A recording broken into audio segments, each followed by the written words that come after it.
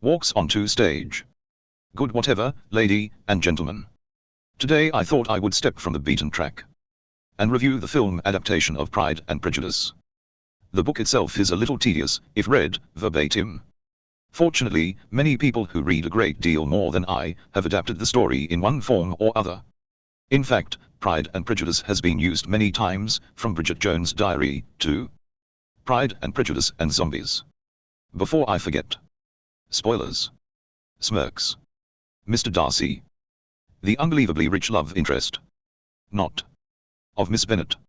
Is an aloof proud man, or so we are led to think. His features, tall, dark, handsome. The two recent BBC adaptations on the small screen depicted the couple quite differently. The earlier was quaint and slight, with the latter robust and fulsome. I find neither better than the other.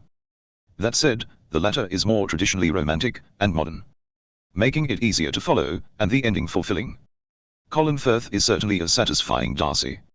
His character delivery is impeccable, as is Jennifer Ailes, who plays Elizabeth Bennet, although the grander environment detracts. Pauses. It was inevitable there would be a Hollywood movie, eventually.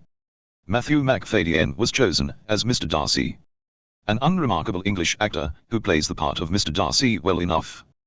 Keira Knightley plays Miss Elizabeth Bennet exquisitely.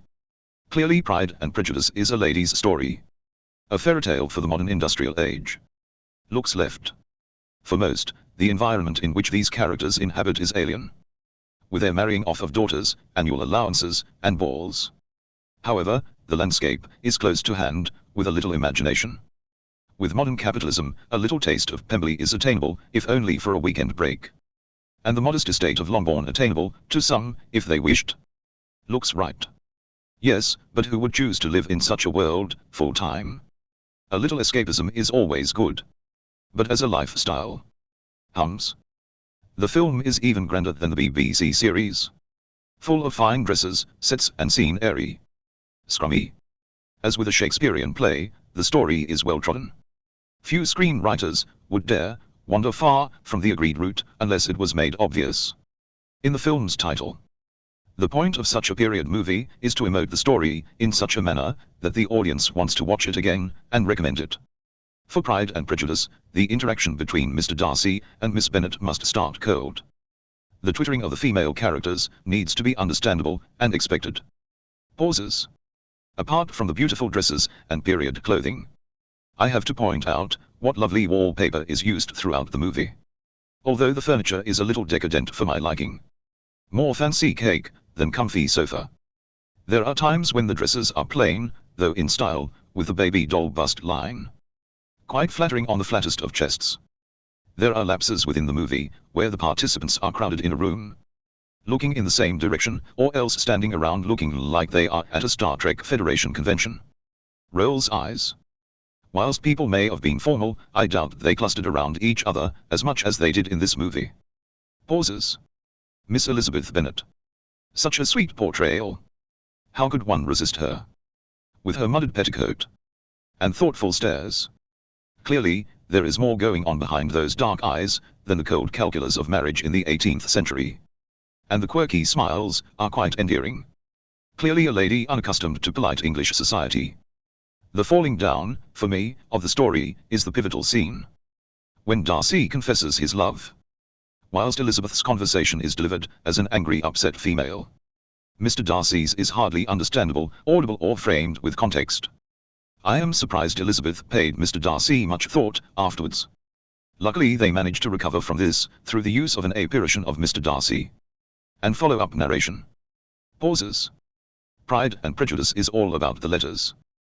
This fortunate recovery glosses over the initial poor delivery, making Mr. Darcy a likely love interest for the endearing Miss Elizabeth Bennet, with each action destined in the love story bringing the couple closer. Through Mr. Darcy's actions he becomes the love of her life. Looks left. I am always amazed how powerful a little love is. Looks right. And a shed load of money. Having said that, money cannot buy you love. Just a fleeting approximation. Pauses. In Pride and Prejudice, the main characters behave like magnets trying to find true north. Whilst it is never explained why Mr. Darcy notices and then falls in love with Miss Elizabeth Bennet, It is evident that he does. Miss Elizabeth Bennet notices Mr. Darcy, but for all the wrong reasons, and is poisoned against him. This is the joy of their coupling. Had Miss Elizabeth Bennet remained ignorant, she may have never bothered to see Pemberley, or accidentally meet Mr. Darcy again. Which is where it becomes clear that she is embarrassed to have been judgmental in her earlier character assassination.